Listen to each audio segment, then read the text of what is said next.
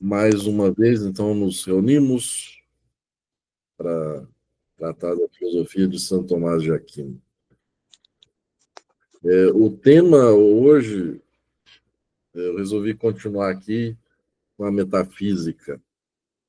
E estou me baseando hoje no livro O Tomismo, de Ferdinand van Steenbergen, um renomado tomista de Lovaina.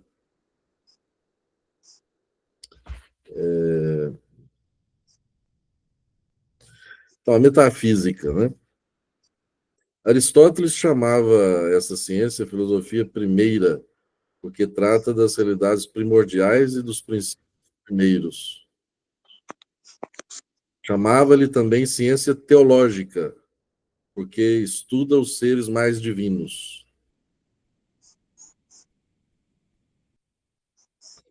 Nós chamamos-lhe metafísica, porque o seu objeto se situa para além do mundo da natureza, estudado pela física.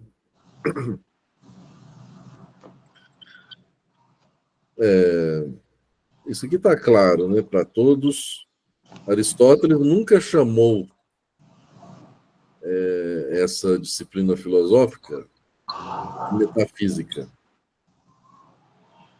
Ele a chamou de filosofia primeira e a chamou também de ciência teológica.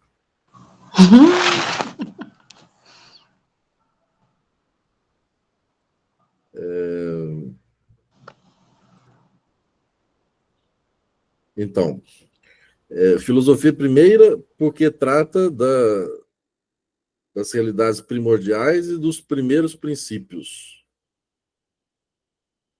Ciência teológica por quê? Porque trata dos seres mais divinos, ou dos entes mais divinos, né? Aqui,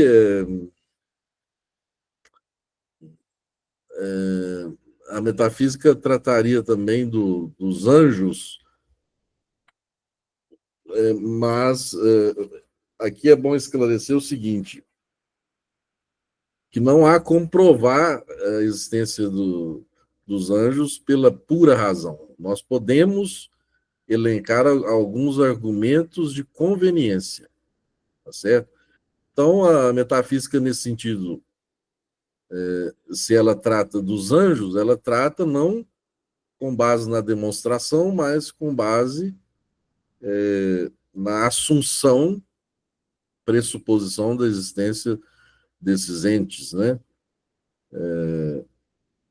E vamos dizer, o estudo desses entes definidos assim como puramente espirituais, o estudo desses entes vai nos ajudar a compreender melhor a posição dos demais entes na ordem, né? A filosofia de Santo Tomás é a filosofia da ordem. Então, vai nos ajudar a entender a nossa posição, né? Porque para a gente entender a nossa posição, a gente precisa de um contraponto, e esse contraponto vai ser exatamente os anjos, tá certo? Mas é como eu disse, a metafísica não pode provar que existem anjos. Ela pode aduzir argumentos de conveniência. Mas ela pode pressupor, né, que existem esses anjos e trabalhar como se eles existissem. Né? No caso, o metafísico que é cristão e que professa a fé da igreja pode tranquilamente pressupor a existência dos anjos a partir da sua fé. Né? Mas não é aqui o caso de estudarmos essa temática, a existência dos anjos. Em metafísica, nós vamos pressupô-la, tá certo? Então, ciência teológica, porque estuda os entes divinos, mas, sobretudo, porque estuda o ente divino, que, propriamente falando, não é um ente, mas é o ser, YS subsistens, esse é Deus, não é? E esse ser, aí sim, a metafísica conclui demonstrativamente pela sua existência.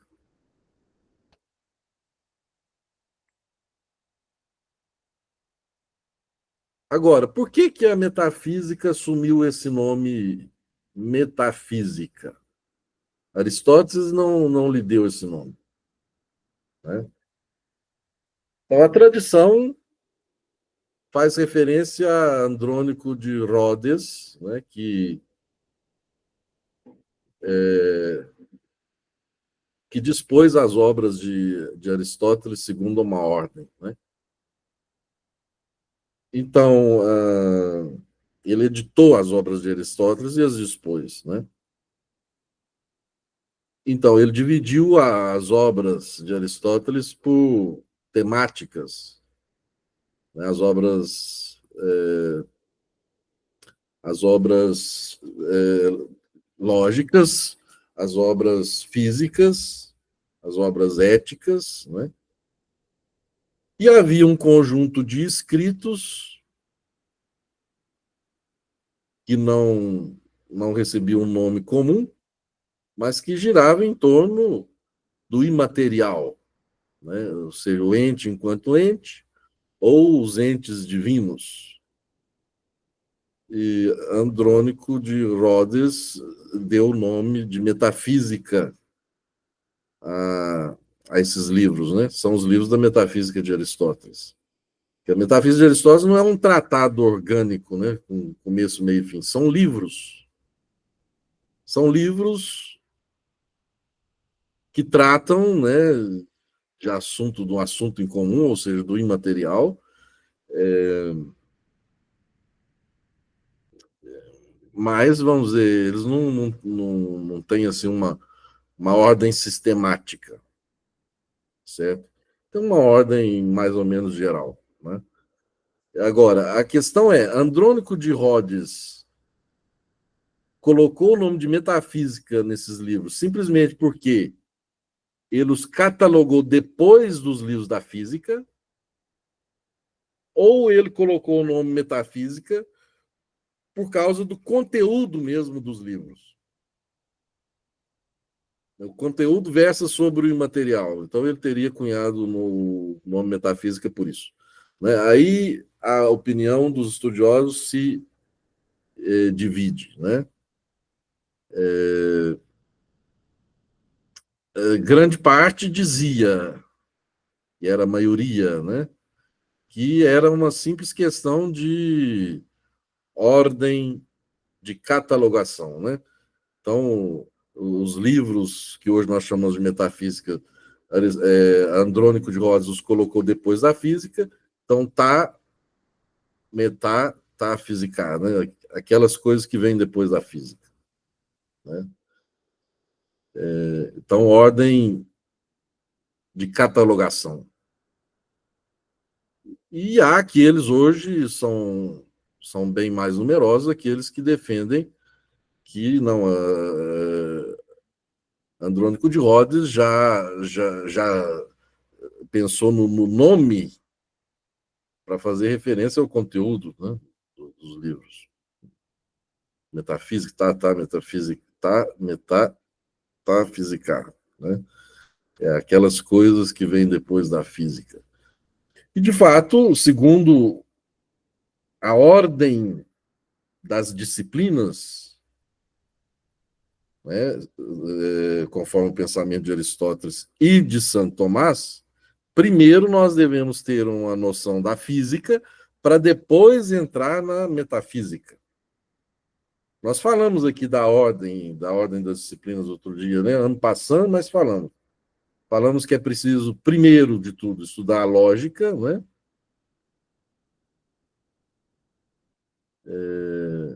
Com a lógica entra gramática, né? Entra retórica, né? Etc. Então, lógica. Depois é preciso estudar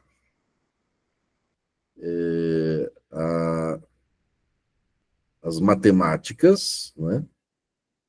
Depois é preciso estudar a física, Depois é preciso estudar as ciências morais e, por último, a metafísica, né? Ou as ciências morais, depois a física e depois a metafísica.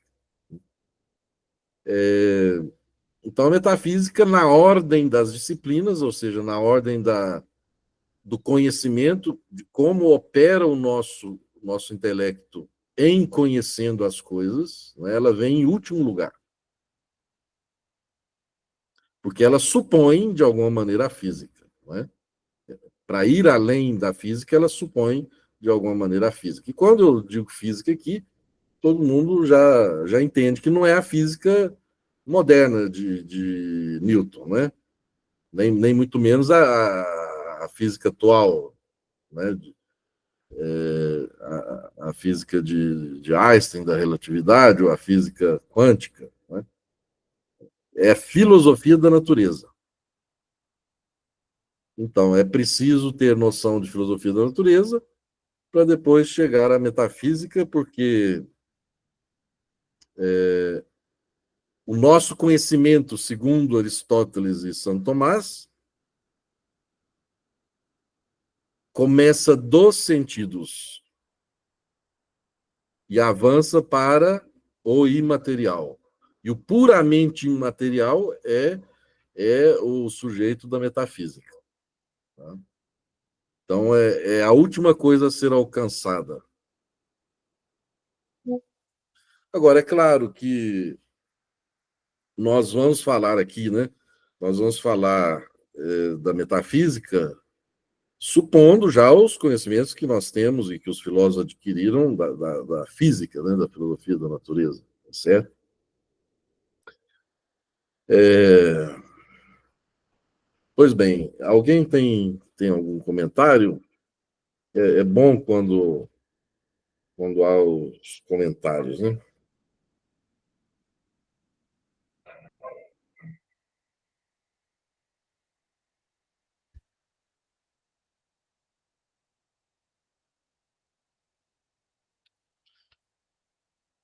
Agora, eu não sei se vocês notaram, a metafísica, para começo de conversa, ela parece padecer de certa ambiguidade. Por quê? Porque, de um lado, ela é a ciência do ente enquanto ente. De outro lado, ela é a ciência dos entes divinos. Como que nós vamos resolver essa ambiguidade, né? Essa aparente, pelo menos aparente ambiguidade, nós vamos ver aí.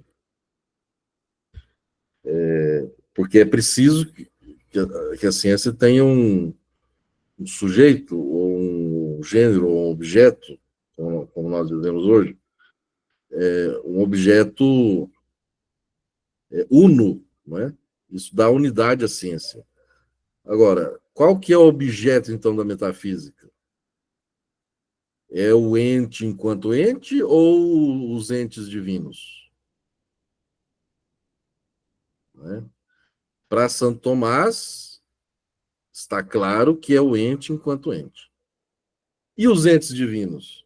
Os entes divinos entram como causa do ente enquanto ente. Ou melhor, para ser mais preciso, o ente divino entra, que é o ser subsistente, que é Deus, né? Entra como causa dos entes, do ente enquanto ente, vamos dizer. Isso, isso é interessante, hein? Isso mostra que, para São Tomás, Deus não está no horizonte do ente enquanto ente. Deus não. O horizonte do ente enquanto ente é o ente finito. Tá certo? Esse ente enquanto ente, porque é abstrato, né? Ele tem uma certa razão de infinitude? Tem. Mas ele está sempre se referindo a um ente concreto finito. Tá certo? E Deus não é de modo algum finito. Então, Deus não entra na metafísica como sujeito da metafísica, como objeto da metafísica, mas como causa do objeto da metafísica. Isso precisa ficar claro. Né? É diferente a filosofia de Duns Scott. Para Duns Scott, ele considera, é claro, ele considera, do ponto de vista mais lógico, gnoseológico, a noção de ser. Então, ele considera que Deus entra no horizonte da noção de ser, ou de ente. Então, para Duns Scott, eu tenho a noção de ente. E essa noção de ente se bifurca no ente infinito e no ente finito. Ou seja, eu vejo o ente infinito sob a luz da noção de ente. Essa é a visão de Duns Scott. Isso para na crítica de muitos tomistas, e eu concordo com eles, não que Duns Scott tenha tido essa intenção, tá certo? Ele fala do ponto de vista lógico, gnoseológico. Mas ele abre um espaço para considerar, para submeter Deus a um conceito do nosso intelecto, conceito mais geral de todos, o conceito de ente, que para Duns Scoto é unívoco, significa o não nada. Né? Então, Deus entraria aí, Deus seria uma espécie de modalidade da noção de ente. Né? Eu tenho a noção de ente unívoca, ela abarca tudo, tudo, né? E a primeira divisão da noção de ente é esta que me faz ver o ente infinito e o ente finito. Então, o ente infinito, Deus, entraria no horizonte do ente, e, portanto, no horizonte do intelecto humano. Bem diferente São Tomás aqui, que é mais realista, ou seja, que o ente, quando Tomás fala de ente, ele tem em vista mais o ente real, né, do que Duns Scott.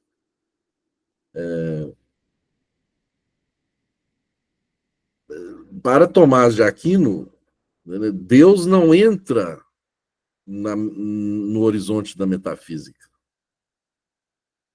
Deus não entra no horizonte da metafísica, ele não está submetido à metafísica que atinge Deus de esguio para explicar o seu objeto próprio, que é o ente, enquanto ente.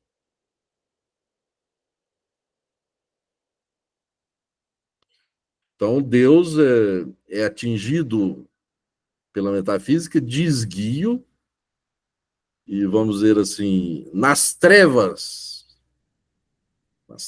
da inteligência. Mas é atingido de modo real, né, de modo demonstrativo, mas o olho do filósofo está para Deus como o olho da coruja está para o sol. Vamos ver aqui, parece que alguém escreveu alguma coisa no chat. Transfísica também. Alguns chamam também de transfísica.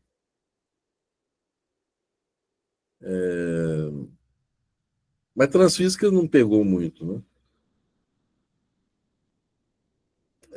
Deixa eu ver. O estudo do ser seria, então, de uma disciplina superior à metafísica na prática. Vamos dizer, o estudo do ser mesmo, se é que existe um estudo do ser, o estudo do ser, ou o conhecimento do ser pertence somente ao ser. Essa é que é a questão. Né? Agora, se há um estudo do ser por nossa parte, há na medida em que esse ser se revelar. é o caso da teologia, né? Quem acredita que o ser tenha se revelado, aí então ele passa a conhecer o ser e a fazer especulação sobre o ser, mas não mais a partir da base natural do conhecimento humano, mas da base do conhecimento revelado, da luz revelada. Né? Então, nesse sentido, a teologia dogmática, a teologia revelada, teologia cristã, no caso, né? Ela seria um estudo do ser, com base naquilo que o ser disse a respeito de si mesmo, e que é acolhido numa atitude de fé. Né?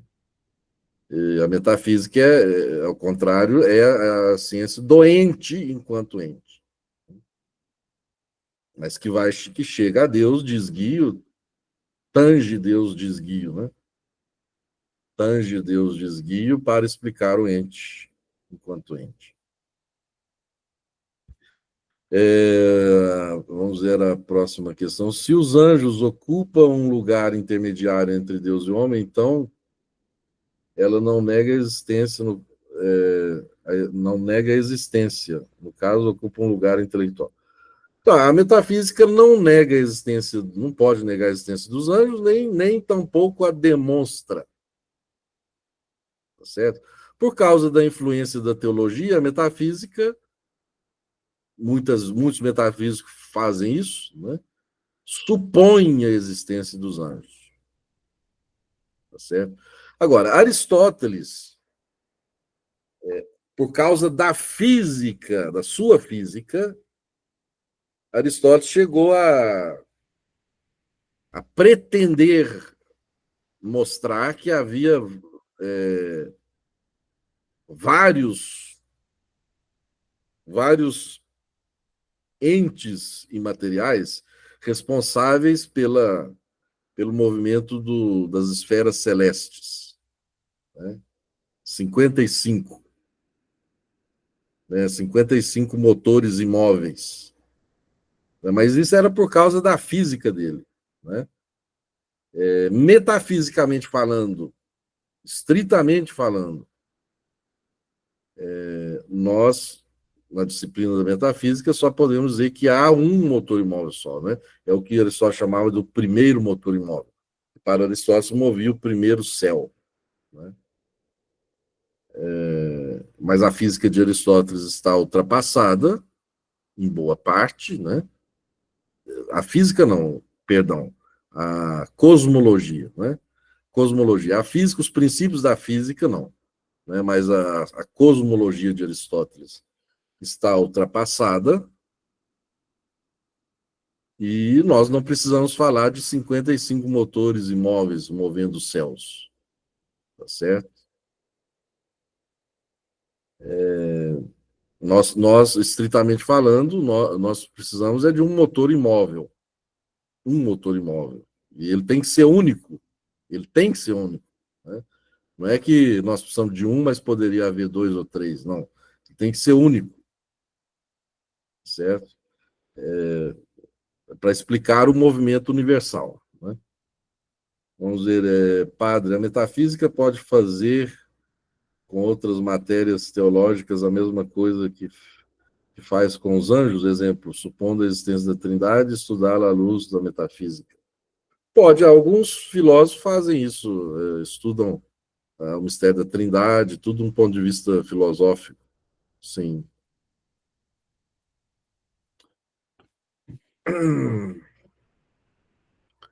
Bem, então vamos adiante, né? Alguém quer falar alguma coisa? Mas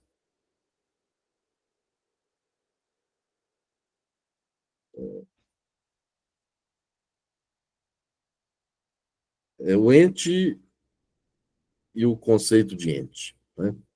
A metafísica é a ciência do ente enquanto ente, ens enquanto ens. O ente é o primeiro objeto captado pela inteligência desde o seu despertar. São Tomás chama o ente de primum notum, ou seja, o primeiro conhecido. E o conceito de ente é aquele que a inteligência forma antes de todos os outros, pois estes não podem representar senão modos de ente. Então, vamos entender isso aqui. O ente real, o ente real é o primeiro objeto captado pela inteligência desde o seu despertar. Então, isso significa que a inteligência, desde o seu despertar, sem saber que dá o nome, sem saber se aprofundar muito, ela já capta o ato de existir, o ato de ser, que ela capta o ente real. O ente real é o primeiro objeto, tá certo? É o primeiro objeto captado pela inteligência. Agora, o conceito de ente é o primeiro conceito que a inteligência forma. É claro, ela capta o objeto ente e forma o conceito ente. Né? E esse conceito de ente, São Tomás diz, é aquele no qual se resolvem todos os outros conceitos. Por quê? Porque todos os outros conceitos não serão senão modalidades de ente. Então, se eu captei o conceito de ente, eu captei, de alguma forma, todos os conceitos. Porque todos os conceitos não passam de modalidade do conceito de ente.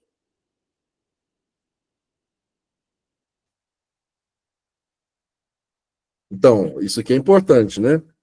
Se eu conheço ente enquanto ente, eu conheço por tabela tudo. Tudo, não é? Aqui, tudo aqui precisa ser bem entendido, né? Tudo que é ente.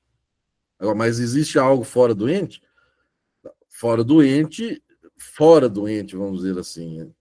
Aqui a gente precisa usar muitas aspas. O que existe é o ser. Né? O ser é que nós chamamos de Deus, que é a causa do ente. E fora do ser não existe nada. Né? Do ponto de vista da ordem ontológica, o que existe de direito é só o ser. E o ente existe como contingência, como dádiva do ser, tá certo? Agora, na ordem gnosiológica, como nós conhecemos, vem primeiro o ente,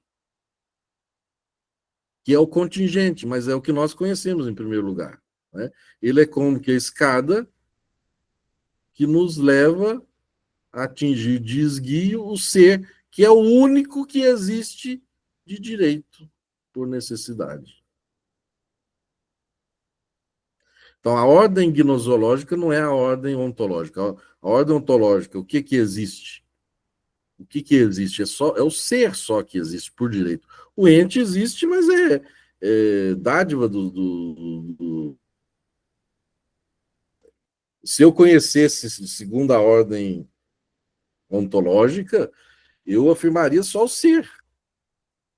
Eu não poderia afirmar o ente, a não ser que se apresentasse diante de mim, mas, vamos dizer, numa ordem de necessidade lógica, eu afirmaria somente o ser, faria como o Parmênides, né? Afirmaria somente o ser. Agora, por que eu afirmo o ente? É porque o ente se mostra, né? E no nosso caso, nós só começamos a conhecer a partir do ente. Nós não conhecemos o ser, não conhecemos o ser de imediato, não é? Mas aí depois é preciso ir aprofundando depois o discurso, né? Porque implicitamente nós já conhecemos o ser desde sempre, implicitamente, mas explicitamente nós só conhecemos o ente, né? Só conhecemos o ente, que é o contingente, ou seja, nós começamos do contingente, essa é a ordem do conhecimento humano, que é um conhecimento débil de alguma maneira, né? Então nós começamos com o contingente para depois descobrir que há um necessário, né? A ordem ontológica seria o contrário. Primeiro é o necessário, que é o fundamento de tudo, né? E só se o necessário quer fazer uma dádiva de si é que pode existir o contingente. Então, o contingente, Hegel, na verdade, ele começa com o absoluto e nunca sai do absoluto, né? Hegel nunca sai do absoluto porque ele pretende começar do absoluto. Se a gente começar do absoluto, se a gente pudesse começar do absoluto, a gente nunca sairia do absoluto, né? Mas nós começamos do contingente.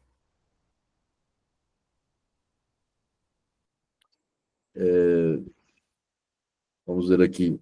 Padre, a metafísica pode fazer. Ah, não, essa eu já respondi, né?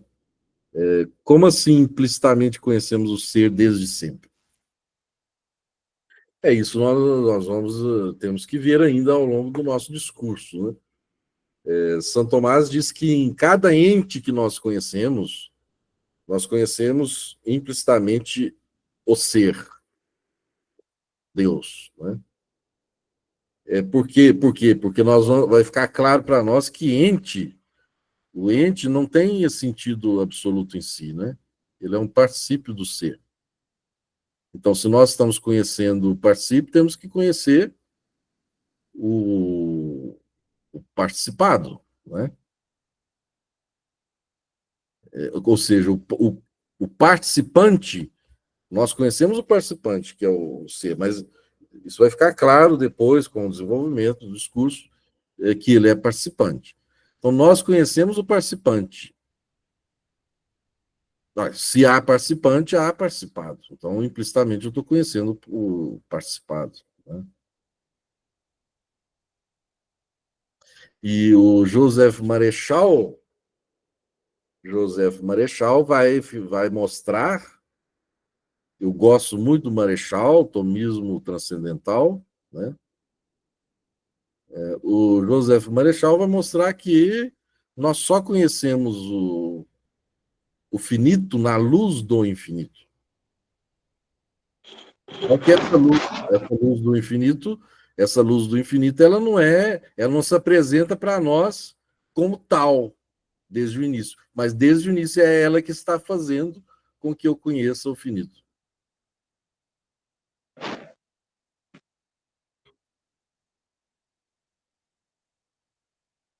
Aqui consegui fazer clareza aqui, porque isso é importante. Sim, muito bem.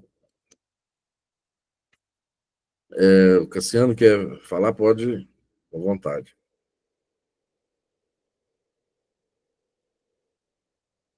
Levantou a mão.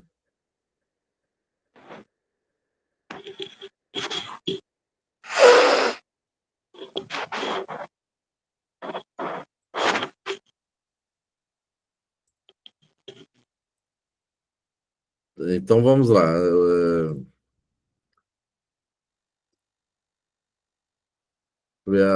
A Rosana está perguntando: seria o ente subjetivo e objetivo ao mesmo tempo? Depende.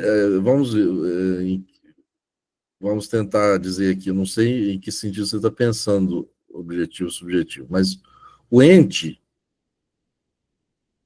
é, antes de tudo, objetivo, que é algo que se apresenta diante de nós, né? O nosso intelecto ele se desperta diante da apresentação do ente. Então, o ente é algo que se coloca vis-à-vis, né? Ele se coloca diante do intelecto. Então, nesse sentido, é objetivo.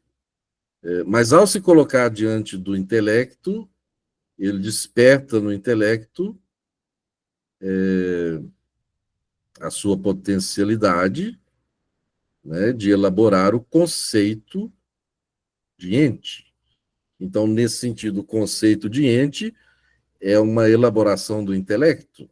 Nesse sentido, poderia se dizer, em certo sentido, né?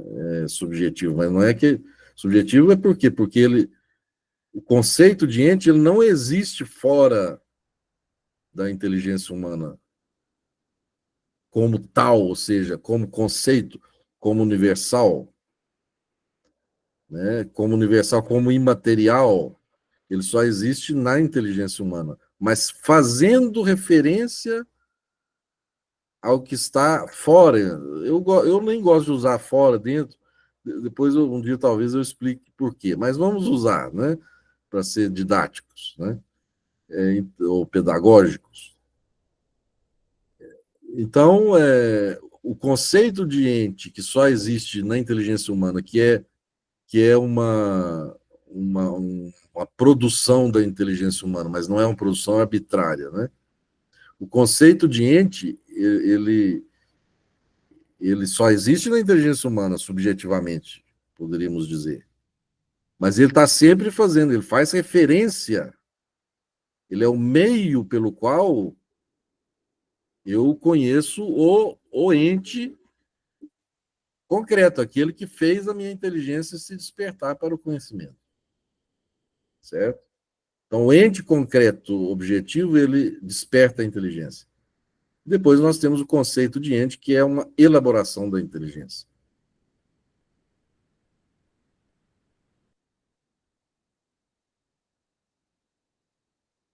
Alguma dúvida? O ente concreto nunca pode ser conhecido, né, padre? Porque ele é individual, né? E não tem como conhecer aquilo que é individual, não tem ciência do individual, né? Exato. O individual, ele é conhecido,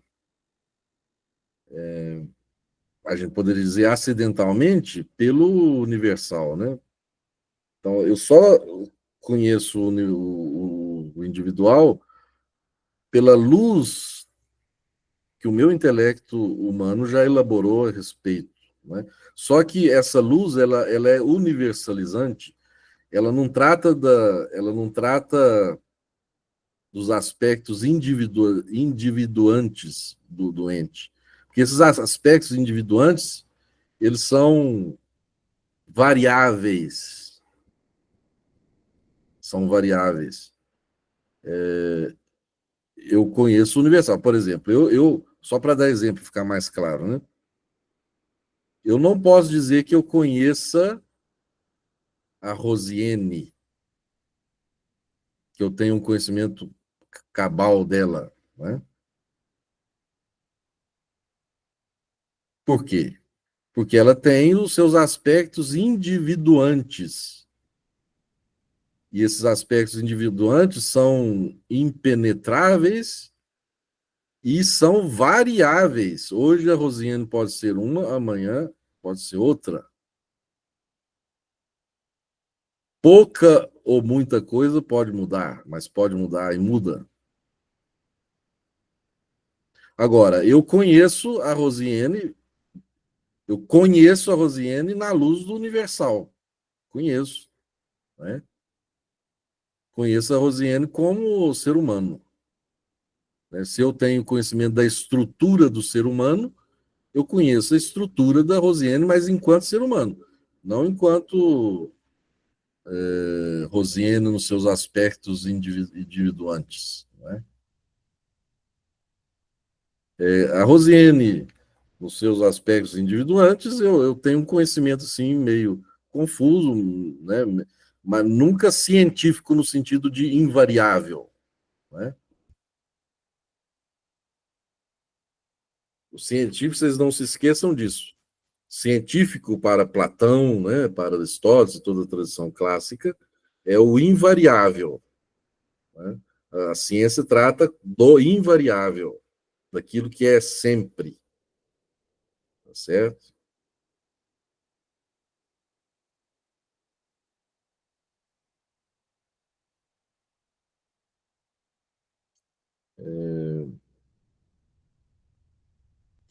Primeiro conhecido, o ente é evidentemente conhecido por si, per se notum,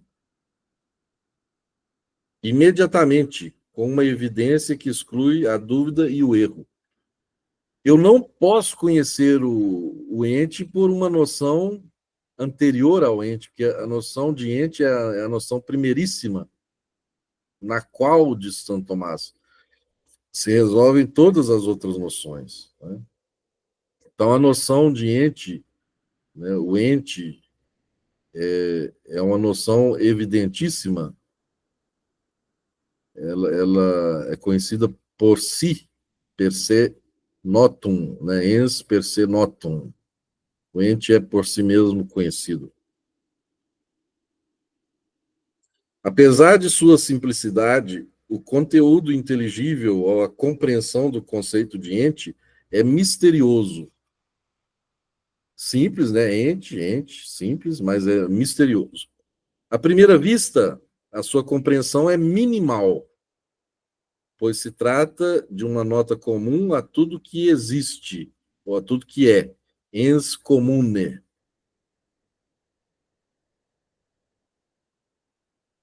Ens comune, é minimal, né? Por quê? Porque é a nota mínima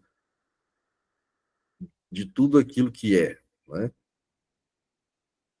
Abstraindo, portanto, de todas as diferenças entre os seres, para não conservar como conteúdo inteligível, senão o mínimo requerido para não ser nada. E Hegel ficou por aqui. Né? Tanto é que, na sua lógica, ele vai dizer que o ser é nada. Né? Porque prescinde de todas as diferenças. Né? Mas Hegel também abusa aqui, porque o texto aqui nosso hoje não diz que o ser é nada, ele diz que é o mínimo requerido, o ente aqui, né, essa noção de ente, é o mínimo requerido para não ser nada. Essa é a compreensão minimal do ente. Mas atenção, não ficamos por aqui. Mas refletindo, vê-se que as diferenças são também do ente. As diferenças não são outra coisa, são ente. E que daí, se a compreensão e que daí, se a compreensão explícita do conceito é minimal, a compreensão explícita é minimal, né? Aquele mínimo denominador comum de todos o que é, de tudo aquilo que é, né? A compreensão implícita, ao contrário, é maximal, totalitária. O conceito de ente é representação confusa, mas adequado de tudo, sem deixar nada de fora, de tudo que é ou que existe. Então, compreensão, o ente tem uma compreensão minimal e que é explícita e uma compreensão totalitária, totalizante, que é implícita.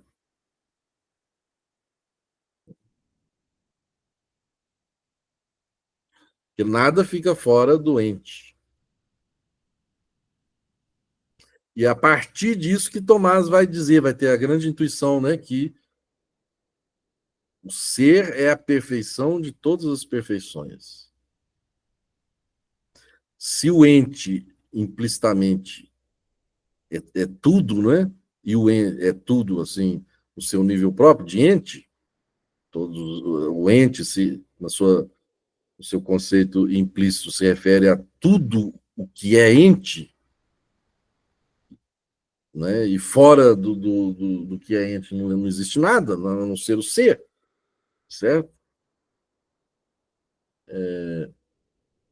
Então, se o ente diz tudo no seu nível próprio, existe um nível superior ainda ao do ente, que é o do ser mesmo. Então, esse nível do ser mesmo é o absoluto. Não é? O ser é a perfeição das perfeições, diz Tomás de Aquino. Se o ser não é limitado por nada, ele é o absoluto, ele é a perfeição das perfeições. O que limita o ser?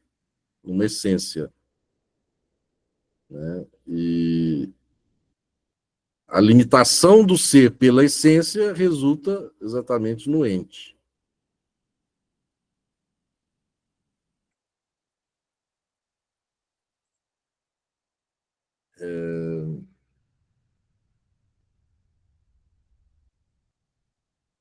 Não sei se eu estou sendo claro. Se não estiver sendo claro, pode perguntar, né?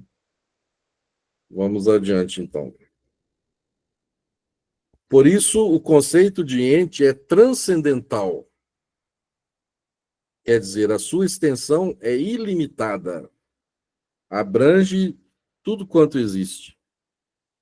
Mas a sua significação não poderia ser unívoca, quer dizer, idêntica em relação aos objetos significados, visto que as diferenças entre os entes são também expressas por este mesmo conceito de ente.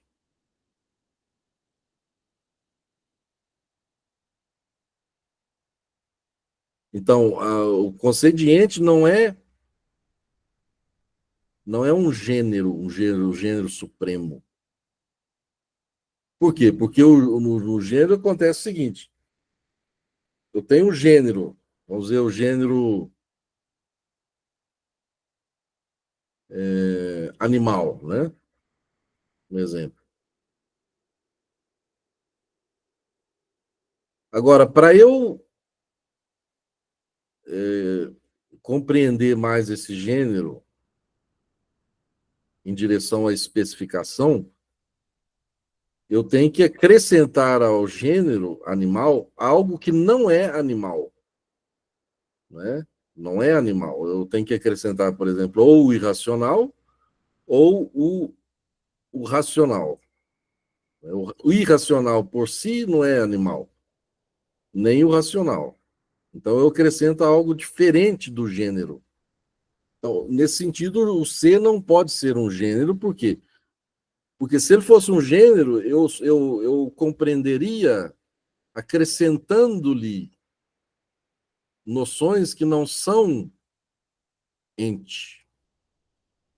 Assim como eu compreendo o animal, acrescentando-lhe noções que não são animal. Mas não há nada que não seja ente. Então, o ente não pode ser um gênero. Né? O ente não pode ter uma compreensão unívoca.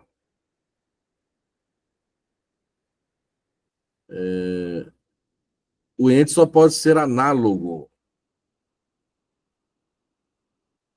Ou seja, a noção de ente ela se aplica a tudo, tudo, tudo, não deixa nada de fora, mas de maneira diversa,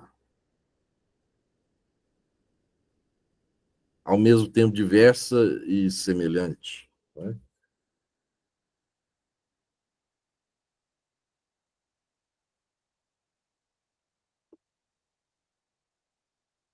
A sua significação é proporcional ou analógica. A palavra latina analogia é uma transposição da mesma palavra grega, que significa relação, proporção. Cada ente é ente à sua maneira, segundo a medida de sua natureza, de sua essência própria.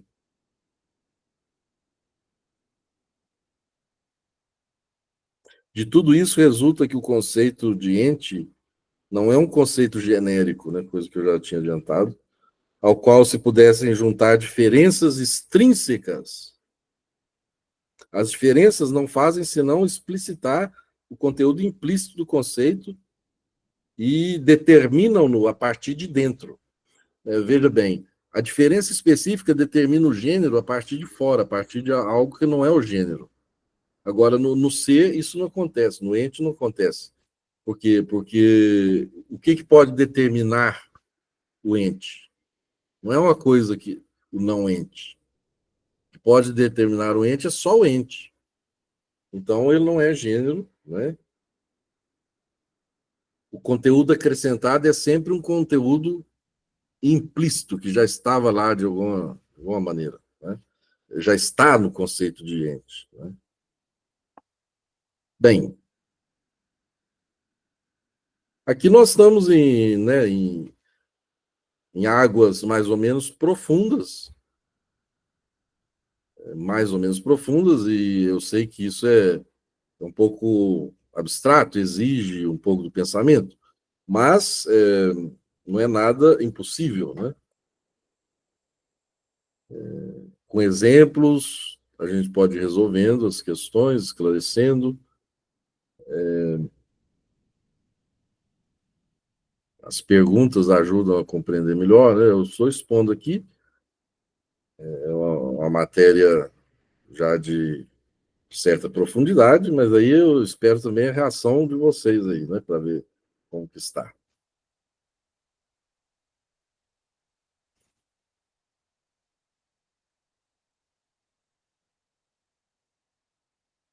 O senhor disse que nada pode determinar o ente fora do ente, né? É por isso que o ente é chamado de transcendental? Transcendental, exatamente. Tudo, tudo que eu acrescento à noção de ente já é ente. Não é senão uma modalidade de ente.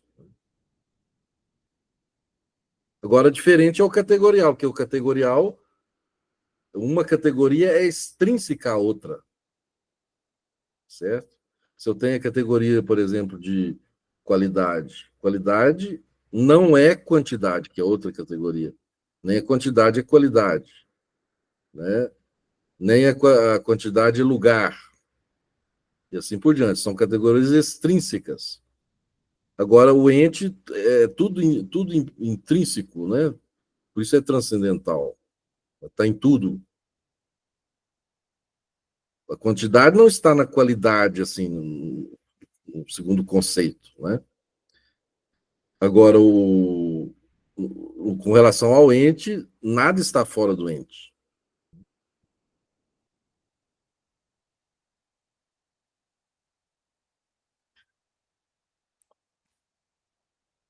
Hum, Outra coisa que o senhor disse também, é, outra coisa que o senhor disse é que a essência limita o ser, né? Só que isso é diferente em Deus, né? A essência em Deus tem outra função, né? Porque não pode ser limitado. é por isso que São Tomás quase chega a dizer que Deus não tem essência.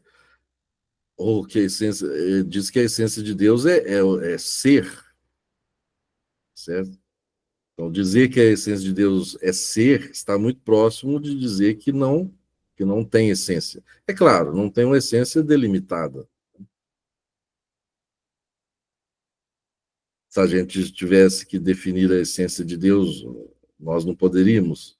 A última palavra que a gente pode dizer a respeito é que é ser. A essência não é que ela tenha ser, ela é ser. Né? A essência de Deus é ser. Agora, a Avicena dizia que primus non habet essentiam. O primeiro não tem essência. É Deus. Né? Claro, essência delimitada. Aqui está sempre pressupondo que a essência seja delimitada. Né? Então, vamos dizer, o conceito de essência também é análogo. Essência nas criaturas significa uma coisa. Essência em Deus significa outra coisa. Mas na prática, padre, qual que é a diferença de dizer que Deus não tem essência ou dizer que a essência é ser em Deus? Na prática, é como se eu dissesse que Deus é só ser, sem essência. Dizer que a essência de Deus é ser equivale, de alguma maneira, a dizer que Deus não tem essência, que Deus é só ser. Então, no fundo, é a mesma coisa, então. No fundo é a mesma coisa, só que eu tenho que tomar cuidado aqui, porque eu posso. Se eu tomo, é claro, se eu tomo a essência em sentido unívoco, aí então eu tenho que falar, eu tenho que dizer que que em Deus não é essência, senão eu reduziria Deus. Né? Agora, se eu tomo essência em sentido análogo, beirando mais a equivocidade, mais análogo, aí então eu posso dizer que Deus tem essência. Né? Mas qual que é a essência de Deus? É ser. Né? Ô, padre, mas eu tô pensando aqui, porque eu sou loira, mas eu penso, né? Penso bastante, aliás.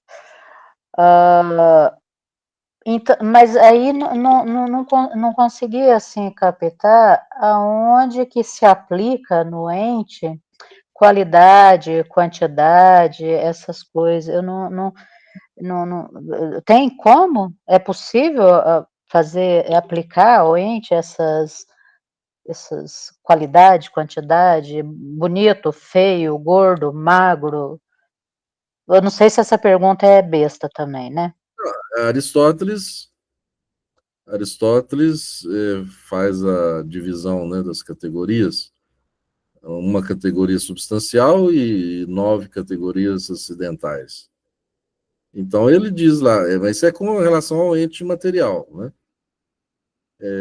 Então ele diz que todo ente tem, né?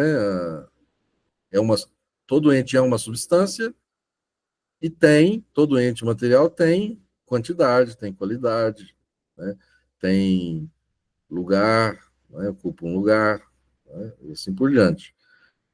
A quantidade,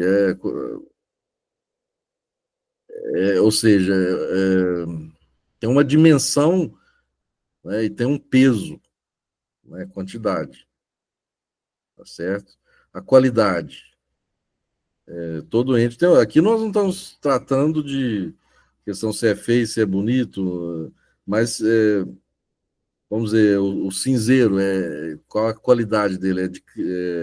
De cristal, né? Transparente, né? Pesa não sei quantos gramas, tem determinado diâmetro, então isso é a quantidade, né? Está em cima da mesa, o lugar, né?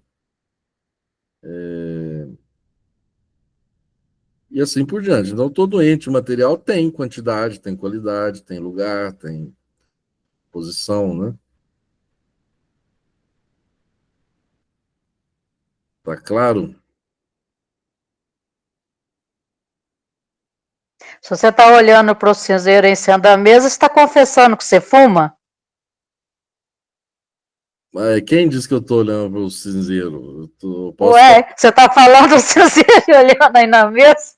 pode estar na minha cabeça, né?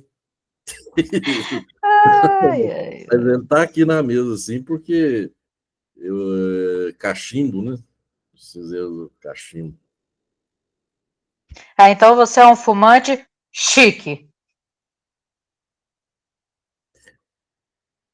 Eu não sei se eu sou fumante. Eu fumo, não tenho dependência nenhuma, não sinto, não me sinto obrigado a fumar. Vamos dizer, é uma espécie de hobby, né? Raramente, né, padre? É raro.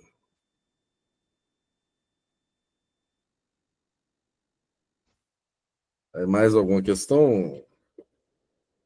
Tá? É,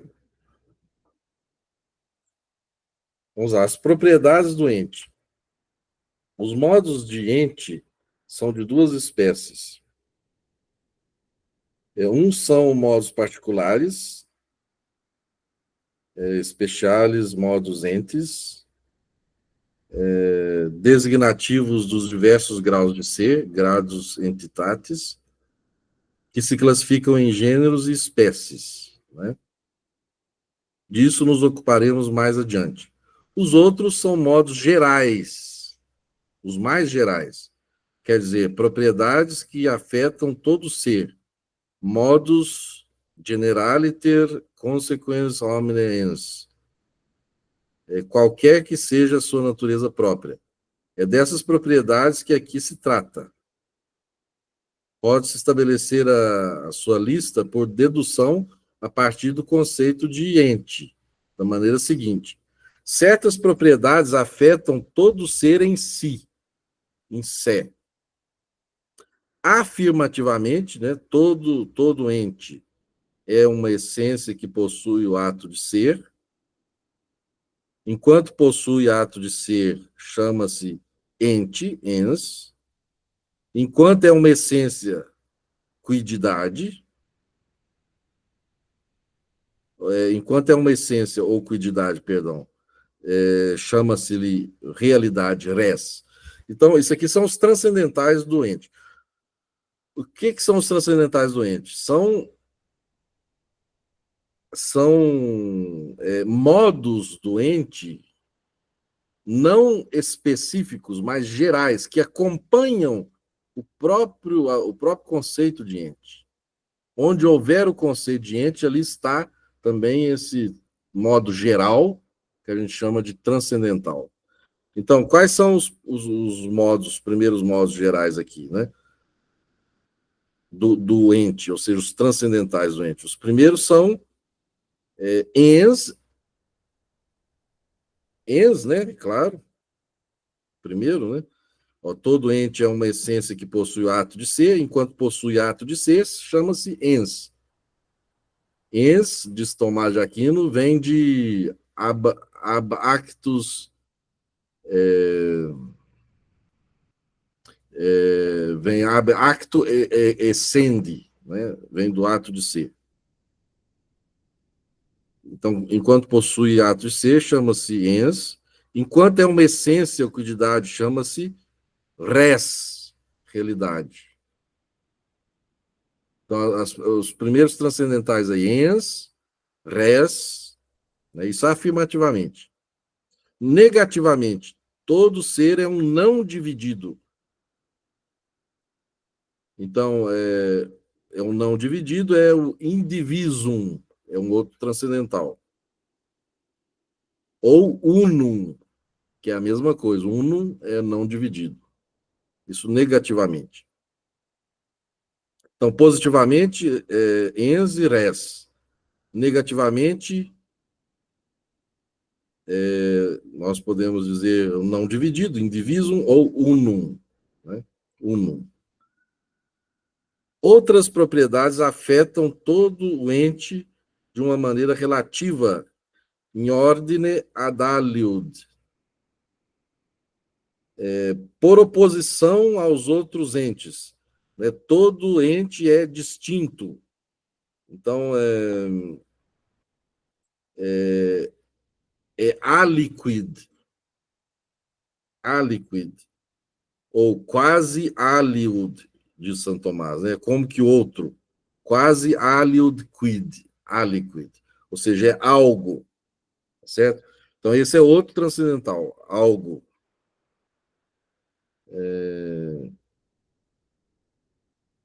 Por conformidade com outra coisa, saber as faculdades espirituais da alma, né, o ente se diz, por conformidade com a inteligência, verum, verdadeiro, na medida que ele é inteligível.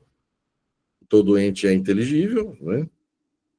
Dizer ente, dizer inteligível é a mesma coisa. Então,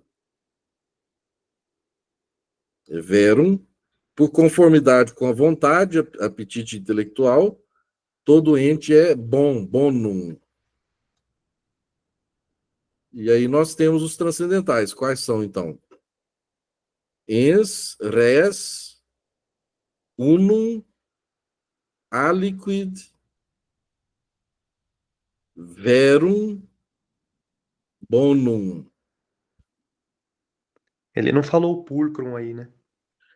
Pulcro, existe uma contenda a respeito do pulcro, mas eu considero também um transcendental. É um transcendental que tem a ver com... Ele passa, né, pelo verum e pelo bonum, e é uma espécie de síntese entre o verum e o bonum.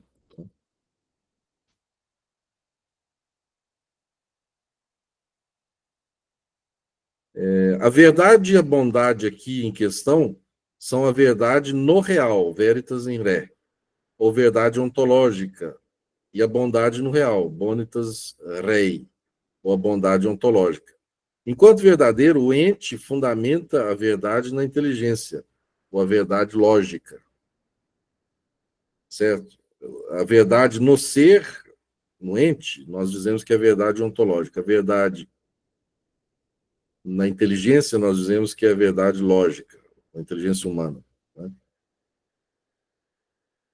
A inteligência humana é, disse acima, conformidade da inteligência com o ser. Então, nós podemos dizer que a verdade do ser doente, a verdade doente, ela está, em última análise, no intelecto que o criou. Né? A verdade ontológica, então, estaria em Deus, está em Deus. E a verdade lógica está no intelecto que o conhece, que não cria, mas que o conhece, a verdade lógica.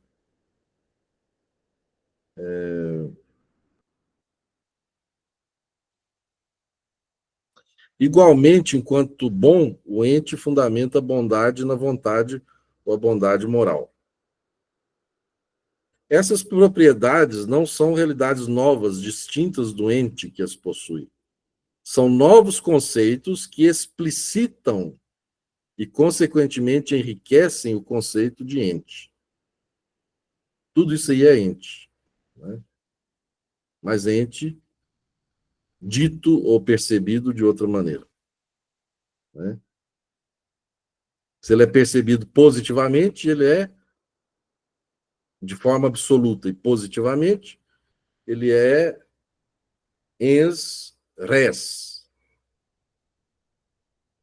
Se ele é percebido de forma absoluta negativamente, ele é unum, né? Indivisum. Se ele é percebido relativamente em relação a outro, ele pode ser aliquid, né? Em relação aos outros, né? Aliquid, algo, ou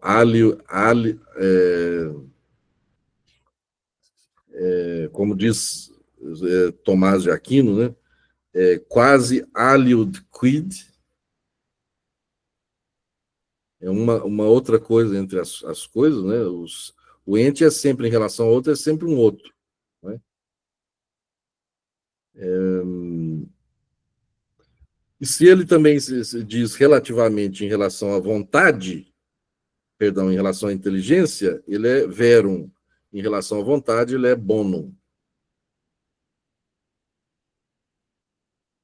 Então, ens unum verum bonum convertuntur.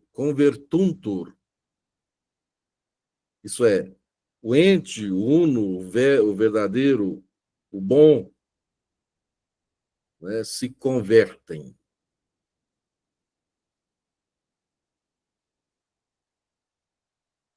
Se convertem em que? Por que se converte? Convertudo? Porque eles podem servir ao mesmo tempo tanto de sujeito quanto de predicado. Né? Podem indiferentemente servir de sujeito ou de predicado nos juízos de atribuição formuláveis a seu respeito. Né? Todo ser é indivíduo, todo ser é verdadeiro, todo ser é bom, todo indivíduo é ser, todo verdadeiro é ser, todo bom é ser, e assim por diante.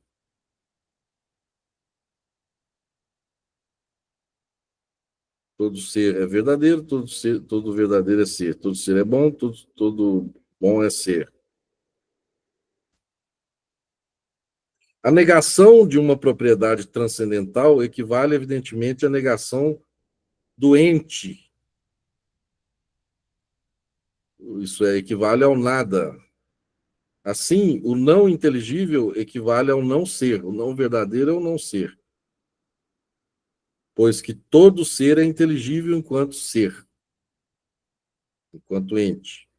Vê-se como a dedução das propriedades do ente dá lugar a uma série de primeiros princípios metafísicos. todo ente é res, realidade, todo ente é unum, indivíduo, todo ente é distinto, aliquid, todo ente é verdadeiro ou inteligível, verum, todo ente é bom ou apetecível, bonum. Vocês conseguem aqui acompanhar a posição metafísica da qual nós estamos falando? O que vale? Porque isso aqui tem que ser verdade. Isso aqui é metafísica, é o mais verdadeiro possível, é o inegável, né? Então, como que vocês entendem, então, essa afirmação? Todo ente é bom ou é apetecível? Como vocês entendem isso? Um sapo gosmento lá é apetecível? Não. Hum? Lagartixa não é apetecível, rato não é, nada dessas coisas é apetecível, padre. Aí porque você não está no nível metafísico, essa é que é a questão. Ele é Se bom na nós medida em que colocamos no nível metafísico, tudo é apetecível. Aqui no meu quarto tem uma vassoura para varrer e outra só para expulsar a barata quando aparece. E a barata é apetecível. Nós vamos tentar explicar por quê. O Eduardo está dizendo, o bono não é o bem moral. Não, o bono aqui ainda não é o propriamente moral, né? Pode ser, mas não é aqui. Aqui é o geral, né? O bono significa simplesmente isso, é apetecível. Agora, por que é apetecível? Por quê? Porque o ente, por mínimo que seja, por mais feio que seja do ponto de vista estético, por mais repugnante que seja do ponto de vista gustativo, né? Por mínimo que seja, ele é superior ao nada. Então, nesse sentido, ele é uma maravilha. Ele é, simplesmente é no seu modo de ser, né? Esse ser, né? Esse aí é uma vitória infinita em relação ao nada. Entre esse ser aí e o nada existe uma distância infinita. Então, todo ente, por mínimo que seja, é infinitamente superior ao nada.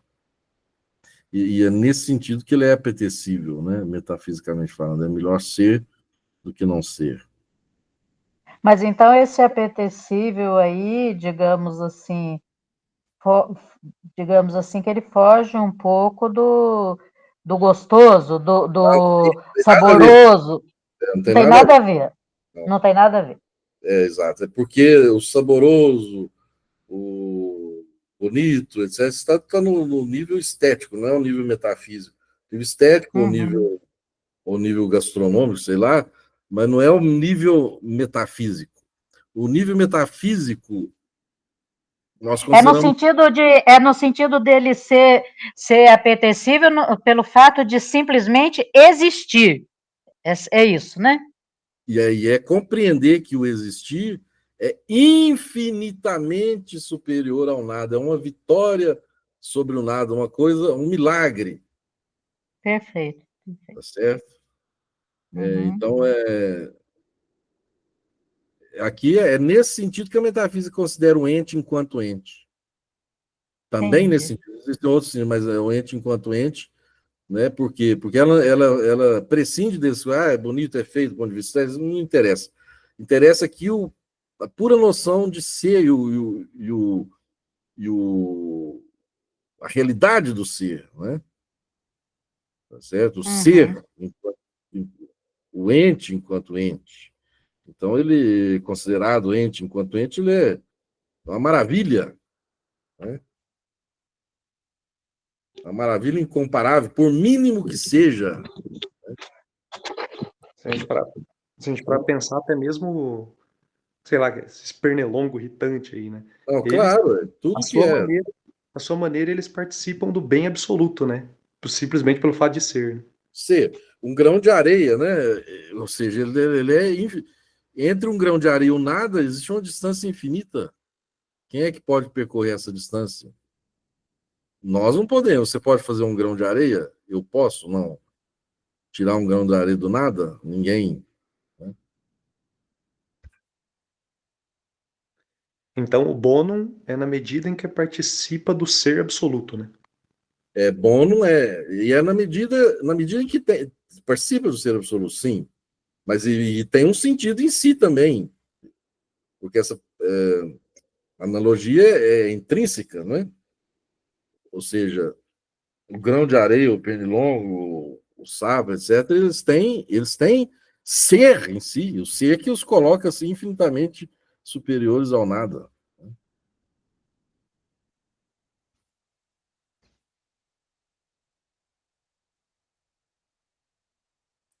Então, se você pudesse ter o poder, se você pudesse escolher, né, entre ter o poder de tirar coisas do nada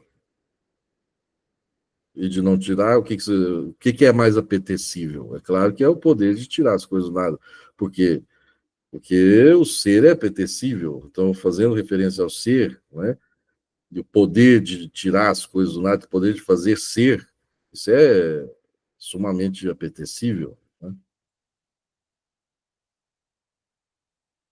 Só quem está doente, totalmente doente, é que vai dizer que o nada é superior.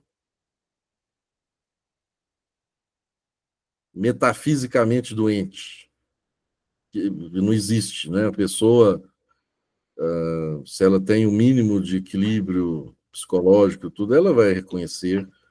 Isso é evidente, né? Não tem como nem demonstrar isso. Estou tentando mostrar aqui, mas eu estou tentando estou só apontando, não estou demonstrando nada, porque isso é evidente que algo, por mínimo que seja, é superior ao nada, e nessa mesma medida é apetecível. Né? Padre, eu me lembro que há um tempo atrás um amigo meu começou a fazer faculdade de filosofia na PUC, né? E Sim. aí ele chegou para mim e começou a falar que aquilo que a gente via não existe na realidade, era tudo coisa da nossa cabeça.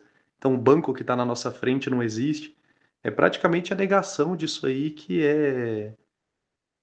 não tem como ser demonstrado, né? Porque é É, tão claro, né? Mas praticamente está que é negando isso. evidente não se demonstra, né? Não tem como. Né? É isso. O grande, assim, vamos dizer, o grande delírio de certas filosofias é isso, né? É cair na negação do evidente. Né? Se bem que, analisando assim estritamente, nós não temos tantas filosofias quanto parece que do absurdo assim, né? Descartes, por exemplo, nega a evidência, né, das coisas, etc., mas com uma razão. E ele tem uma razão por detrás disso, porque ele explica isso, por que está negando. Ele não está negando por negar. Né? Agora, filosofias que negam assim por negar,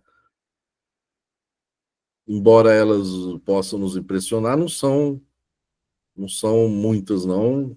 Né? É a minoria. E, vamos dizer assim, não são propriamente nem filosofia. Né?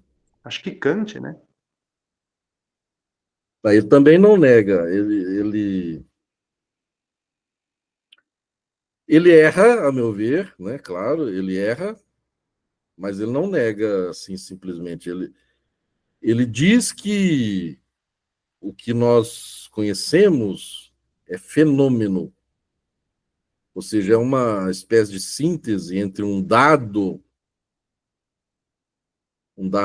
caótico e as formas da nossa sensibilidade e do nosso entendimento. Quer dizer, o fenômeno, ou seja, aquilo que nós conhecemos, não é nem totalmente objetivo, nem totalmente subjetivo. Né? E ele tenta explicar por quê. Né?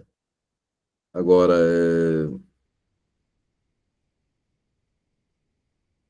conhecer a filosofia de Kant profundamente, pelo menos essa é a minha opinião, vai fazer você dizer que esse fenomenismo kantiano não se sustenta, né? Por quê? Porque a inteligência tem que afirmar o ser. E se ela não afirma o ser, ela acaba caindo em contradição consigo mesma. É isso que Marechal vai mostrar, partindo inclusive de Kant, né? Marechal ele parte de Kant, o lema dele é esse. Com Kant, além de Kant e de certa forma contra Kant.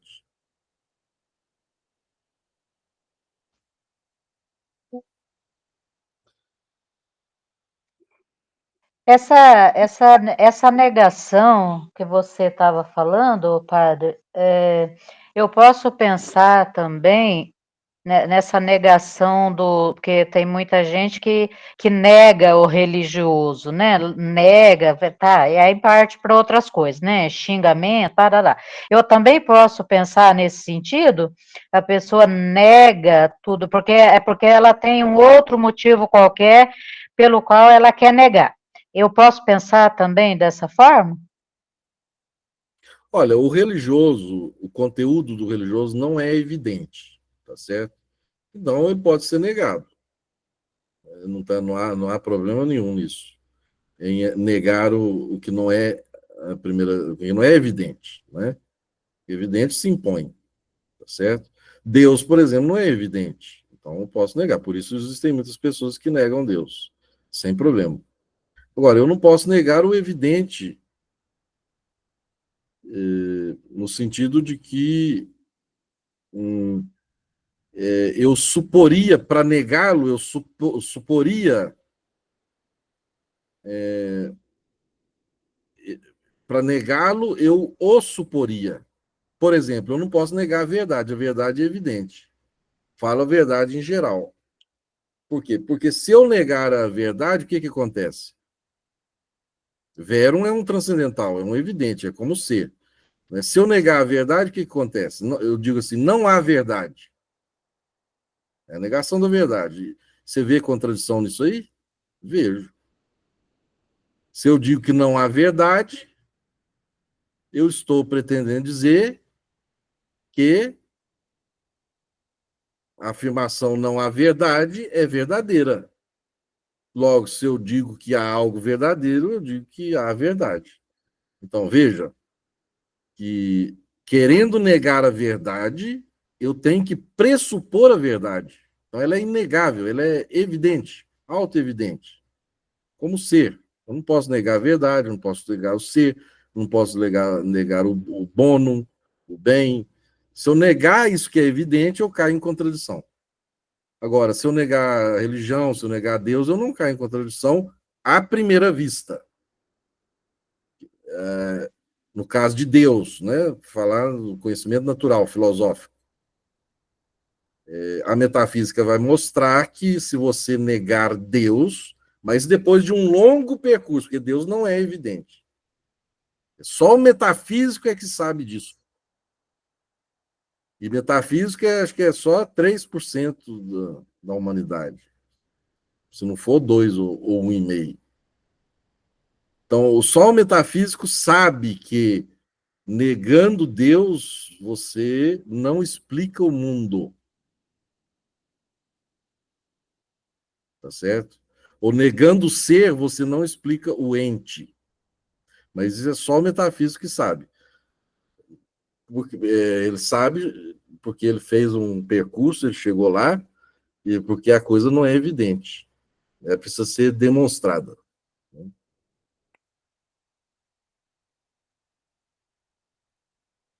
Certo?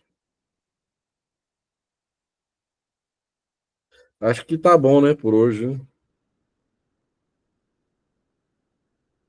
Né? Até porque eu preciso ver aqui agora se o Palmeiras ganhou do Botafogo também, né, padre? É isso aí, tem que refrescar a cabeça.